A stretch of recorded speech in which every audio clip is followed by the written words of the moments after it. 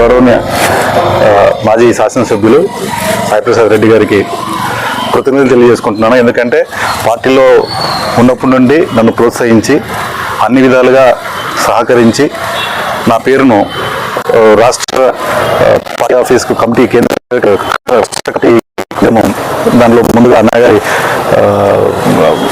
ప్రోత్సాహమే ఉంది. ఆయన అందించిన ప్రోత్సాహంతోనే పార్టీలో పనిచేసుకుంటూ పోతున్నాము.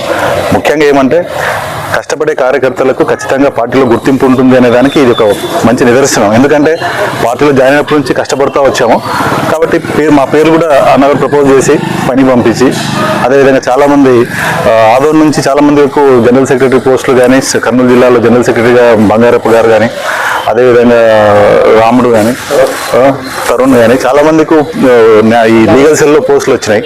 నాసిర్ గారు కానీ, నాగరాజు గారికి లీగల్ సెల్ ప్రెసిడెంట్గా. సో అందరికీ గుర్తింపు దక్కుతూ ఉంది. కాబట్టి ఈ అవకాశం ఇచ్చినటువంటి సాయిప్రసాద్ రెడ్డి గారికి, అదేవిధంగా నా పేరుని కన్సిడర్ చేసి జగన్మోహన్ రెడ్డి గారికి టేబుల్ మీద పెట్టినటువంటి మనోహర్ రెడ్డి గారికి, రాష్ట్ర లీగల్ సెల్ ప్రెసిడెంట్, అదేవిధంగా వర్కింగ్ ప్రెసిడెంట్ సుదర్శన్ రెడ్డి గారికి, అదేవిధంగా జగన్మోహన్ రెడ్డి గారికి మాపై నమ్మకం ఉంచి ఈ ఇచ్చినటువంటి బాధ్యతను ఖచ్చితంగా పార్టీకి ఉపయోగపడే విధంగా నేను చేస్తానని, కార్యకర్తలకు ఏదైనా ఎటువంటి న్యాయ సహాయం కావాలన్నా కానీ ఆదోళనలో ఉన్నటువంటి లీగల్ సెల్, రాష్ట్రంలో ఉన్నటువంటి లీగల్ సెల్ పనిచేస్తుంది.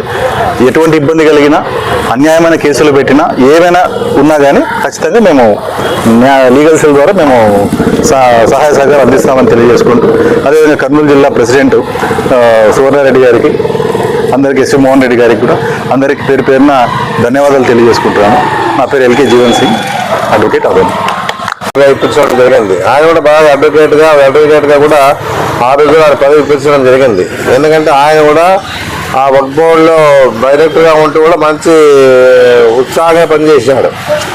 ఆ విధంగా ఎందుకంటే ఒక బాగా విద్యావంతులకంతా కూడా ఇలాంటి పోస్ట్ ఇస్తామంటే గ్యారెంటీగా పార్టీ పరంగా కూడా న్యాయం జరుగుతుంది అని చెప్పేసి కూడా అనే ఉద్దేశంతోనే ఆ రోజు నాసిర్ గారు కూడా మన పార్టీ పరంగా పనిచేసినారు కాబట్టి పార్టీ పరంగానే ఆయనకి ఆ రోజుల్లో బోర్డు డైరెక్ట్గా వర్క్ బోర్డు స్టేట్ డైరెక్ట్గా వేయించడం జరిగిందని చెప్పేసి కూడా చెప్పడం జరుగుతుంది. అంటే జిల్లా బోర్డు వర్క్ బోర్డు ప్రెసిడెంట్గా కూడా మా మైనార్టీకి ఆ రోజు మన ఆదరణ నుంచి ఇప్పించాం. ఎందుకంటే మనకు ఆ విలువ ఉంది అలా. ఎందుకంటే నియాజ్ అహ్మద్ గారిని కూడా ఆ స్థాయిలో వచ్చిపెట్టినాం. ఏదన్నా కూడా అన్ని చాలా పోస్టులు మనకి ఇచ్చినాడు ఆదరణ జగన్మోహన్ రెడ్డి గారు. మన ఆదరణ మీద ఉన్నటువంటి నమ్మకంతో ఆ రోజుల్లో అన్ని రకాలుగా సహకారాలు అందించినా అని చెప్పేసి కూడా నేను తెలియజేస్తాను. నుంచి గురు జాయింట్ సెక్రటరీ. మీడియా మిత్రులకు నమస్కారం. ఈరోజు మన ఆదోని తరపున అడ్వకేట్లు మన జీవన్ గారిని, అడ్వకేట్ల తరఫున జీవన్ గారిని రాష్ట్ర లీగల్ సెల్ సెక్రటరీగా నియమించడం జరిగింది జగన్మోహన్ రెడ్డి గారు. ఆయన కూడా ప్రత్యేకంగా లాయర్ల తరఫున కృతజ్ఞత తెలియజేస్తా ఉన్నాను. గతంలో కూడా రాజశేఖర గారు కూడా జగన్మోహన్ రెడ్డి గారు కూడా మామూలుగా ఎవరైతే అడ్వకేట్లుగా ఎంటర్ అయింటారో వాళ్ళందరికి కూడా ఆ రోజుల్లో స్టైఫండ్ ఇచ్చినాడు జగన్మోహన్ రెడ్డి గారు. దాదాపు ఒక్కొక్కరికి 5,000 రూపాయలు ఇచ్చుకుంటా లాన్ ఇస్తాం కింద ఇవ్వడం జరిగిన పరిస్థితి కూడా ఉంది. ఇది గుర్తుపెట్టుకోవాలి ప్రతి వారు కూడా. ఎందుకంటే ఎప్పుడు కూడా ఎవరు కూడా ఈ కార్యక్రమాన్ని అందించిన పరిస్థితి లేదు. ఇప్పుడు యారు ఇస్తా ఉన్నాడు? చంద్రబాబు నాయుడు ఇవ్వడం లేదు. అసలుకి ఇస్తా ఉన్నాడా? అనౌన్స్ చేశారు కానీ ఇంతవరకు జగన్మోహన్ రెడ్డి కరెక్ట్గా డేట్ ప్రకారంగా వాళ్ళకి అన్ని విధాలుగా అందించేవాడు. ఏదున్నా కూడా ప్రతి చదువుకున్న వాళ్ళందరూ కూడా ఆలోచన చేయాలి.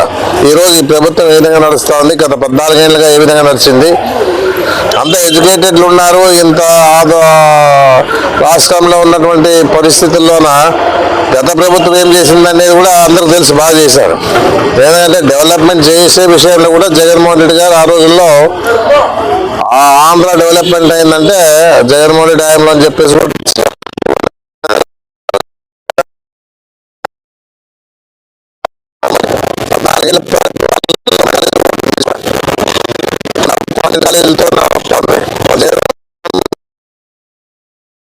వ్యక్తిగా 10,000 కాలేజీలు తీసుకొచ్చి స్పందించడానికి ఆ కార్యక్రమాన్ని అందించే పరిస్థితి కూడా రాష్ట్రంలో ఉన్న పరిస్థితి కూడా ఉంది. ఇవే కాదు, ఎన్ని రకాలుగా నాడు నేడు కింద స్కూళ్ళు కానీ హాస్పిటల్ కానీ బాగా చేసిన విషయంలో కానీ, అమ్మఒడి కార్యక్రమం పెట్టిన విషయంలో కానీ, ఆరోగ్యశ్రీ కూడా పెంచుకుంటా పైన 25 లక్షల రూపాయలు ఒక కార్డుకి 25 లక్షల రూపాయలు ఇవి ఇచ్చే విషయంలో కానీ, ఎవరికి కూడా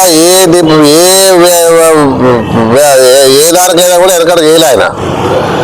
అన్ని రకాలుగా రాష్ట్రాన్ని అభివృద్ధి చేసుకుంటూ ముందుకు పోతూ చంద్రబాబు నాయుడు చేసిన అప్పులు కట్టుకుంటూ మళ్ళీ అప్పులు తీసుకుంటూ రాష్ట్రాన్ని ముందుకు తీసుకునే పరిస్థితి ఉంది.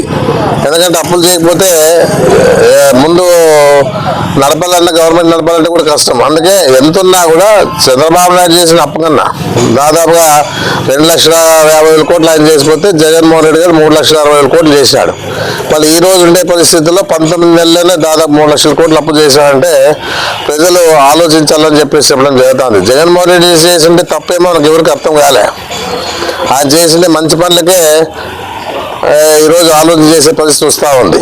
ఎందుకంటే ఈ ఇచ్చిన మాట నిలబెట్టుకునే విషయంలో జగన్మోహన్ రెడ్డి గారు అన్ని విధాలుగా ఆయన ముందుంటాడు. మళ్ళీ చంద్రబాబు నాయుడు ఇచ్చిన హామీల్ని నెరవేర్చే విషయంలో వెనకనే చేస్తూ ఉంటాడు. చెప్పడం వరకే అధికారం వచ్చే వరకు ఏదైతే చెప్పగలుగుతారో, ఏదైతే ప్రజలు వింటారో, ఏదైతే వాళ్ళ ద్వారా గెలిచి అధికారానికి వస్తాడో తర్వాత వాళ్ళందరినీ మర్చిపోతాడు. అన్ని ఇచ్చానని చెప్పేసి మళ్ళా గట్టిగా మాట్లాడుతూ ఉండే పరిస్థితి మనం చూస్తూ ఉన్నాం రాష్ట్రంలో.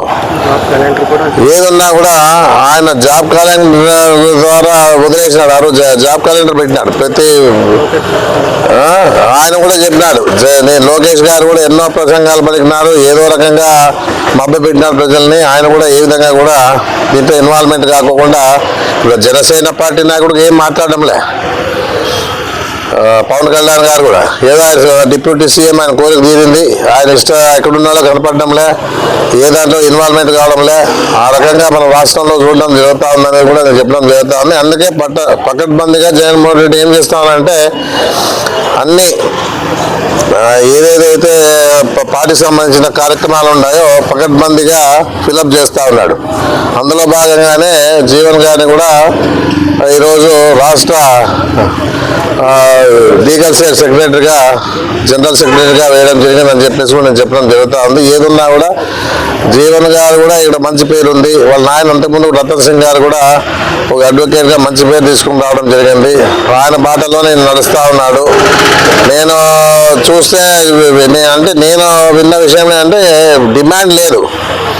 ఏదైనా ఎవరైనా వచ్చినా నాకు ఇంతే ఇచ్చే తీరాల ఫీజు అని చెప్పే పరిస్థితిలో ఉండే పరిస్థితి ఏం లేదు. ఎంతైనా కానీ ఉన్న దాంట్లోనూ న్యాయం చేయాలి ప్రజలకు అని చెప్పేసి ఉద్దేశంతో పోరాటం చేసే విషయంలో అందరూ కూడా ఉండాలని చెప్పేసి నేను కోరుకోవడం జరుగుతూ ఉంది. అందరూ ఆ విధంగానే మన వాళ్ళందరూ కూడా చాలామంది డిమాండ్ చేసే పరిస్థితి లేకుండా ముందుకు పోవడం జరుగుతూ ఉంది. ప్రజలకు న్యాయం చేసే పరిస్థితి కూడా అందరూ కూడా ప్రయత్నం చేస్తారని చెప్పేసి కూడా చెప్పడం జరుగుతూ ఉంది. ఈయన మన పార్టీకి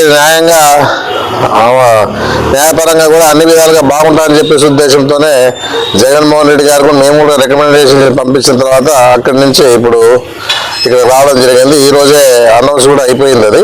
అందుకే ఏదన్నా మన పార్టీ పరంగా అన్ని విధాలుగా మన పార్టీ నాయకులు ఎంత ఇబ్బంది పడతారో తెలుసు. ఇప్పుడు ఏదన్నా కూడా మన మీద అనవసరంగా